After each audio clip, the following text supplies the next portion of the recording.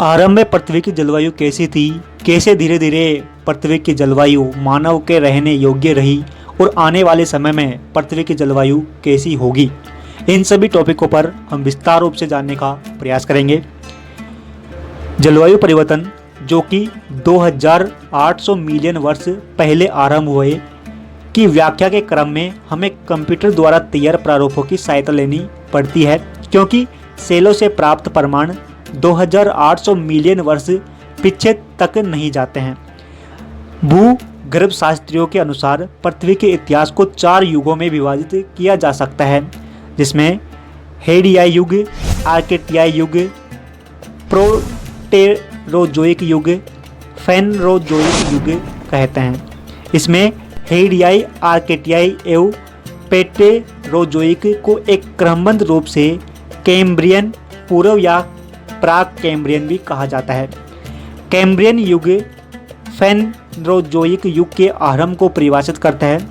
युगों को काल में, काल को अवधि में, अवधि को विशिष्ट युग में विभाजित किया जाता है। कैम्ब्रियन पूर्व का समय पृथ्वी के 4 बिलियन वर्ष से अधिक समय की उत्पत्ति का 88% है। समय के बारे में अधिक जानना मुश्किल है। वैज्ञानिक मानते हैं कि पृथ्वी के वायुमंडल एवं महासागरों का रासायनिक संगठन व्यापक रूप से इस समयावधि के दौरान तैयार हुआ। जैसे जैसे पृथ्वी ठंडी हुई और एक ठोस भूप्रपट्टी का निर्माण हुआ, तो जलवाष्प, कार्बन डाइऑक्साइड और नाइट्रोजन जैसी गैसों का निर्माण हुआ। निरंतर ठंडी होने के बाद लगभग 3800 मिलियन वर्ष पूर्व वाष्प जल संघनित हुआ, बादलों का निर्माण हुआ और भारी वर्षा हुई। महासागर बेसिन जल से भर गए और पर्यावरण के माध्यम से जल चक्र शुरू हुआ। वायुमंडल में जल द्रव से गैस में परिवर्तन हुआ और फिर वर्षा के रूप में द्रव बन गया। 3500 मिलियन वर्ष पूर्व तक जल के वितरण को मौजूद समय की भांति माना जा सकता है, यानी कि जिस प्रकार वर्तमान में महासागर है, नदियां हैं, झीलें हैं, ठीक उसी प्रकार। जब वायुमंडल अत्यधिक ठंडा हो गया तो पृथ्वी के धरातल पर बर्फ की भारी मात्रा विकसित हो गई और इस अवधि को हिम युग के नाम से जाना जाता है। पृथ्वी के इतिहास में कम से कम 5 महत्वपूर्ण हिम युग हुए, जिसके नाम है हुरोनियम, क्रायोजीनियन, एंडियन, सहारन और कारू। फिर आता है क्वेटेरेनी जो कि हिमयुग है। द्वितीय हिमयुग जो लगभग 600 से 800 मिलियन वर्ष पूर्व घटित हुआ, पहले हिमयुग की अपेक्षा अधिक बड़े क्षेत्र में फैला था। प्रमाण स्पष्ट करते हैं कि आर्कटिक और अंटार्कटिक क्षेत्रों में इकट्ठी होने के बाद बर्फ बाहरी की ओर फैलने लगी। ग्लेशियर वाले इस अवधि का संबंध फ्रेम्बियन पूर्व और पेलिजोइक समय के बीच की सीमा के साथ है। जैसे जैसे हिम चादर अधिकाधिक पृथ्वी के धरातल को ढकने लगी, तो टेक्टोनिक प्लेटें में दरार एवं टकराहट जारी रहने लगी।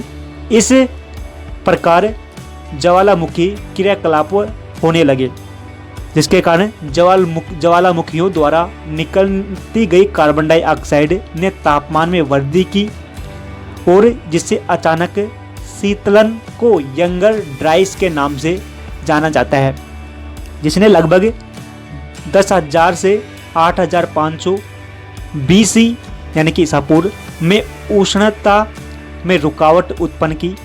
परिणाम स्वरूप महासागर में लंबवत धाराओं में परिवर्तन हुआ, जिसने वायुमंडल के साथ उष्ण ऊर्जा को साझा किया। एक बार फिर 8,500 BC तक तापमान अधिक हो गया। लगभग 5,000 से 3,000 BC के समय को औसत वैश्विक तापमान अधिकतम स्तर पर पहुंचा।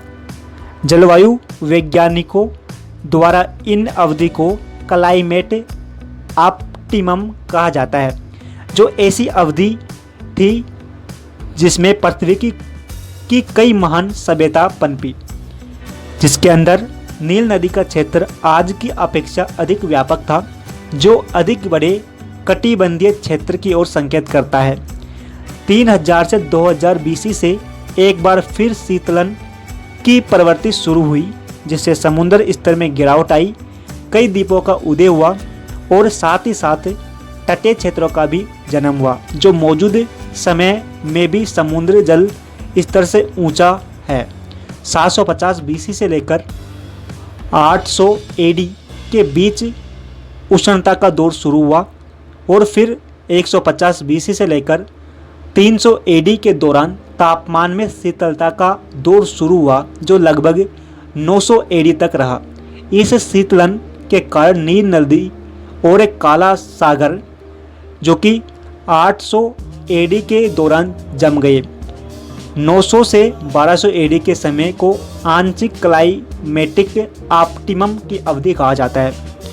फिर आ जाते हैं हम 1550 AD से 1850 AD के दौरान वैश्विक तापमान होलोसीन की शुरुआत के समय समान सर्वाधिक ठंडा था। वैज्ञानिकों ने इस समय को आंशिक हिमयुग का नाम दिया। यह वास्तविक हिमयुग नहीं था। 1850 से 1950 के बीच तापमान में वृद्धि देखी गई।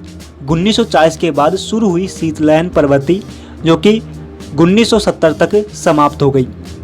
जलवायु परिवर्तन के भविष्य के अंदर जो संकेत हमको देखने को मिलते हैं, जो हम कर रहे हैं, जो प्रदूषण फैला रहे हैं, या कहें कि कार्बन डाइऑक्साइड के कारण जो तापमान में वृद्धि हो रही है, जिसके आधार पर हमारे वैज्ञानिकों ने आने वाले समय में पृथ्वी की जलवायु कैसी होगी उस पर अनुमान लगाया है। तो उसके अंदर देखें, कार्बन डाइऑक्साइड, अमोनिया एवं जलवाष्प से बाहर जाने वाले जो पार्थिव विकिरण है, जो पृथ्वी से जो तरंगे जाती है उनको रोक लेते हैं, जबकि ये सूर्य से आने वाले जो तरंगे हैं उनको आने देते हैं, जबकि पृथ्वी से जाने वाले तरंगों को रोक लेते हैं, जिसके कारण हरित गृह प्रभाव एवं भूमंडलीय तापमान का जन्म होता है।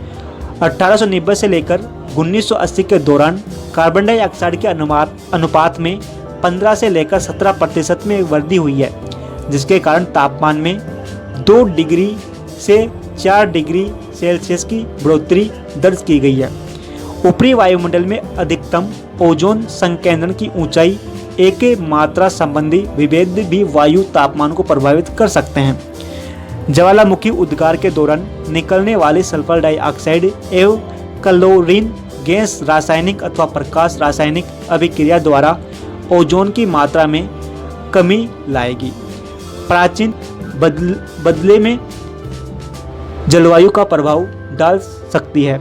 इसके अलावा सभी प्रयोग भूमंडलीय तापमान में एक औसत वृद्धि दर्शाते हैं। निर्देशों के अनुसार भविष्य में भूमंडलीय तापमान उच्च अक्षांशों में अधिक व्यापक होगा, जो भूमंडलीय औसत तापमान की तुलना में 50 से 100% अधिक हो सकता है, जो कि पृथ्वी के लिए बड़ा हानिकारक है, या कहें कि जीव जगत के लिए बड़ा हानिकारक सिद्ध हो सकता है।